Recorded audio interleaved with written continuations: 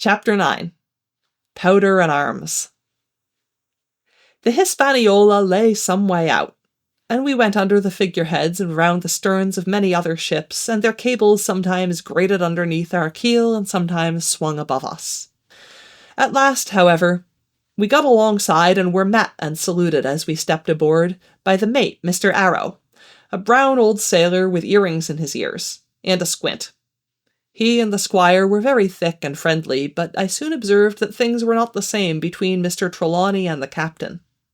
This last was a sharp-looking man who seemed angry with everything on board and was soon to tell us why, for we had hardly got down into the cabin when a sailor followed us. "Captain Smollett, sir, asking to speak with you," said he. "I am always at the captain's orders. Show him in," said the squire. The captain, who was close behind his messenger, entered at once and shut the door behind him. "Well, Captain Smollett, what have you to say? All well, I hope? All shipshape and seaworthy?"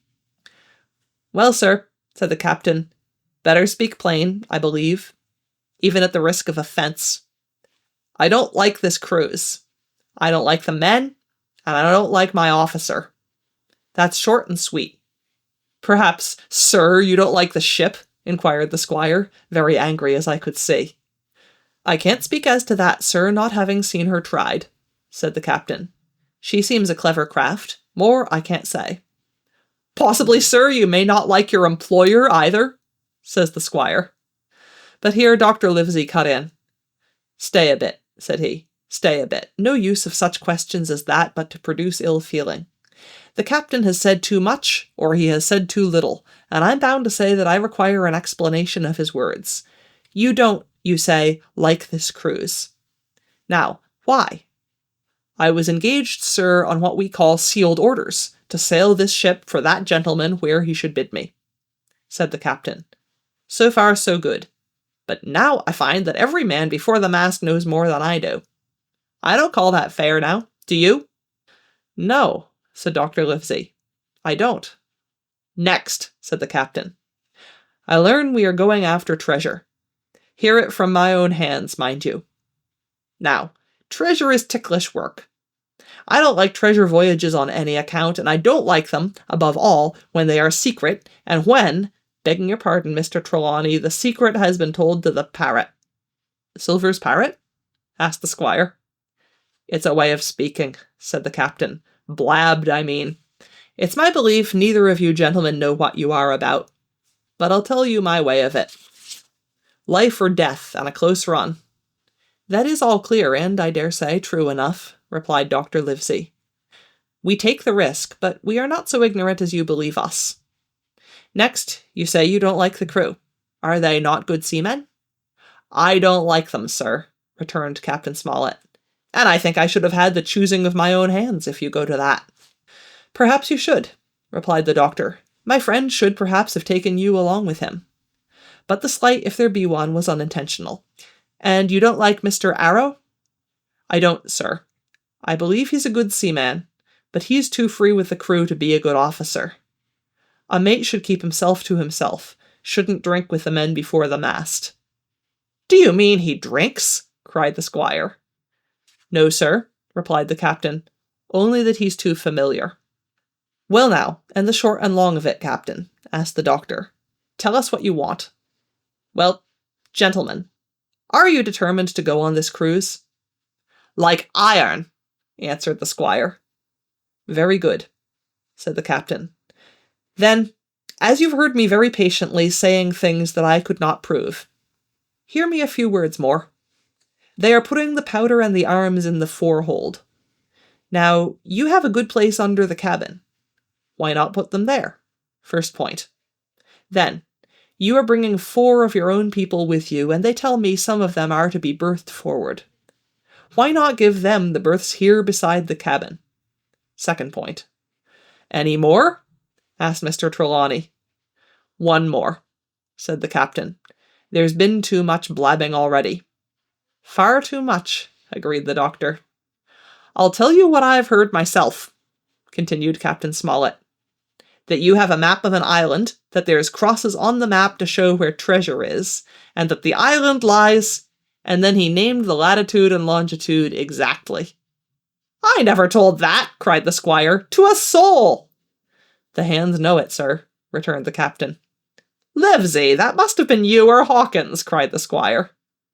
It doesn't much matter who it was, replied the doctor. And I could see that neither he nor the captain paid much regard to Mr. Trelawney's protestations. Neither did I, to be sure, he was so loose a talker. Yet, in this case, I believe he was really right, and that nobody had told the situation of the island.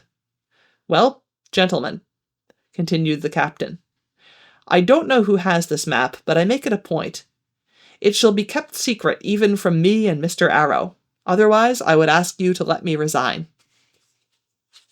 I see, said the doctor.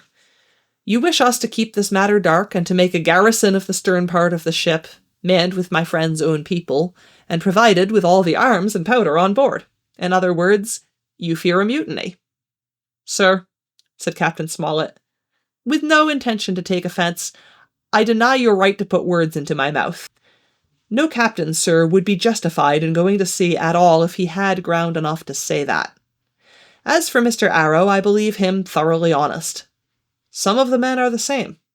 All may be, for what I know. But I am responsible for the ship's safety and the life of every man Jack aboard of her. I see things going, as I think, not quite right, and I ask you to take certain precautions or let me resign my berth, and that's all. Captain Smollett, began the doctor with a smile, did ever you hear the fable of the mountain and the mouse? You'll excuse me, I dare say, but you remind me of that fable. When you came in here, I'll stake my wig you meant more than this. Doctor, said the captain, you are smart. When I came in here, I meant to get discharged. I had no thought that Mr. Trelawney would hear a word. No more I would, cried the squire. Had Livesey not been here, I should have seen you to the deuce. As it is, I have heard you. I will do as you desire, but I think the worse of you. That's as you please, sir, said the captain. You'll find I do my duty. And with that he took his leave. Trelawney, said the doctor, contrary to all my notions, I believe you have managed to get 2 honest men on board with you, that man and John Silver. Silver, if you like, cried the squire. But as for that intolerable humbug, I declare I think his conduct unmanly, unsailorly, and downright un-English. Well, says the doctor, we shall see. When we came on deck, the men had begun already to take out the arms and powder, yo-hoing at their work, while the captain and Mr. Arrow stood by superintending. The new arrangement was quite to my liking. The whole schooner had been overhauled. 6 berths had been made astern out of what had been the after part of the main hold, and this set of cabins was only joined to the galley and forecastle by a sparred passage on the port side.